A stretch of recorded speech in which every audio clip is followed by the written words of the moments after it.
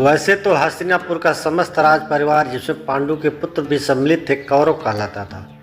परंतु यह संज्ञा धृतराष्ट्र के पुत्रों के लिए प्रयुक्त होने लगी, इसलिए धृतराष्ट्र और गांधारी के पुत्र कौरव कहलाए। वे संख्या में 100 थे तथा कुरु के वंशज थे। सभी कौरवों में दुर्योधन सबसे बड़ा था, जो बहुत हठी स्वभाव का था। महाभारत युग में कौरवों का पूरे भारत में प्रभाव था, लेकिन इनका परिवार द्रोही, षड्यंत्रकारी और छली कपटी होने का दोष लगा, जो कुरुओं के राजमहल की एक विशेषता रही।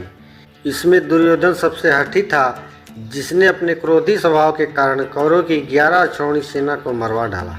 कौरवों के जन्म संबंधित एक कथा है, जो इस प्रकार है। जिस समय युधिष्ठिर के जन्म का समाचार धृतराष्ट्र की पत्नी गांधारी को मिला, तो उसके हृदय में पुत्रवती होने की लालसा जाग उठी। गांधारी ने वेदव्यास से पुत्रवती होने का वरदान प्राप्त कर लिया। गर्भ धारण कर लेने के 2 वर्ष बीत गए, किंतु गांधारी को कोई संतान उत्पन्न नहीं हुई। इस पर क्रोध से भरी हुई गांधारी ने क्षोभवश अपने पेट पर जोर से मुक्के से मारा, जिससे उसका गर्भ गिर गया। योग बल से महर्षि वेदव्यास ने घटना को तत्काल जान लिया। वे गांधारी के पास आकर बोले, गांधारी, तूने यह बहुत गलत किया। मेरा दिया हुआ यह वर कभी मिथ्या नहीं जाता। अब तुम शीघ्र ही 100 कुंड तैयार कराओ, उसमें घी भरवाओ। गांधारी ने उनकी आज्ञा अनुसार 100 कुंड बनवा दिए। वेदव्यास ने गांधारी के गर्भ से निकले मांस पिंड पर अभिमंत्रित जल छिड़का, जिससे उस पिंड के अंगूठे के पोरे के बराबर 100 टुकड़े हो गए। वेदव्यास उन टुकड़ों को गांधारी के बनवाए हुए 100 कुंडों में रखवा दिया और उन कुंडों को 2 वर्ष पश्चात खोलने का आदेश देकर अपने आश्रम चले गए। 2 वर्ष पश्चात पहले कुंड से दुर्योधन की उत्पत्ति हुई।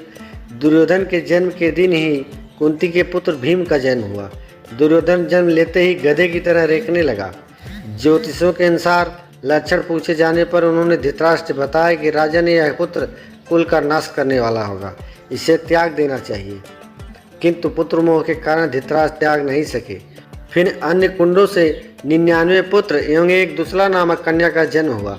गांधारी गर्भ के समय धृतराष्ट्र की सेवा में असमर्थ हो गई थी, अतः उनकी सेवा के लिए एक दासी रखी गई।